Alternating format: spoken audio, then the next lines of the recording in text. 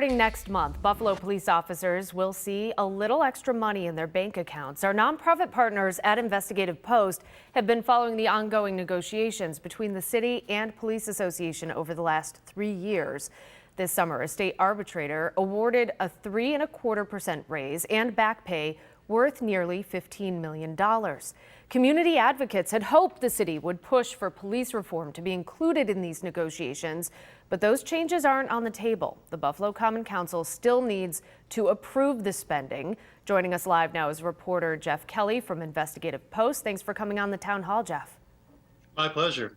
So where do the contract negotiations stand right now between the city and police? Well, both parties, the police union's attorneys and the Brown administration, tell me that they are returning to the table to trying to work to negotiate a new contract to replace the one that expired 3 years ago. But it's not exactly a return to square one, because the city has been compelled by this arbitration award to give pay raises to the police.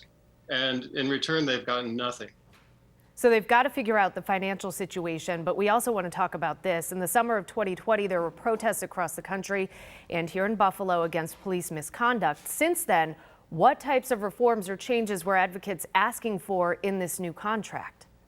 Well, all kinds of things. And it's not just community activists and advocates. It's the Brown administration, too. It's the police department brass. They want to see things like a restoration of the residency requirement, which expired with the old contract 3 years ago. For the last 3 years, new hires have not been required to live in the city. They'd like to restore that. Annual performance reviews, which are prohibited now by the contract, but which are required if the city's police department wants to continue to be accredited by the state, something that they only achieved 3 years ago as well. And a variety of other sort of managerial issues that the Brown administration has sought, and the police union at least have told me they are amenable to considering. But of course, it's a negotiation, so they want something in return. And essentially what happened is the city said no. The police wanted raises, 3.5% a year, and the city came back and said no, zero. We're offering you nothing. At which point it went to arbitration.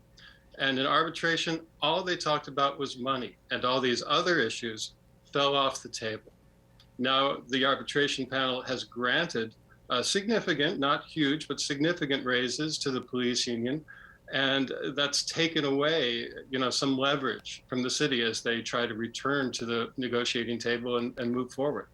So basically, they figured out the money thing for now, but they haven't renegotiated the contract just yet. This is just back pay and 3.25% instead of 3.5%, which is what they were asking for, right? Back pay, but also in mid-October, officers will see a bump in their regular paychecks too. This is a pay raise that goes into effect next month, but then they will also receive back pay for 2 of the 3 years that they have been operating without a contract. All right, so let us know what happens next. Do these reforms have any chance of happening, or do you think they'll just focus on the money? I mean, even the mayor has said in the past that he wanted some of these reforms included. That's right. That's right. And as you know, the mayor did, through executive order, institute some police reforms, changes in policy, but nothing that required changes in the contract. That's what sort of fell off the table. How the city gets those things back on the table when the money issue has already been resolved, their biggest chip, it'll be tricky. But in any case, the police union attorney tells me that he's confident that they'll arrive at a successor agreement to the contract that expired. The Brown administration is less forthcoming in terms of comments, but they also agree that they're returning to the table and hope to have a sort of a fresh start. So we should find out more, hopefully soon. Geoff Kelly, we appreciate you spending part of your time with us tonight. My pleasure. Thank you.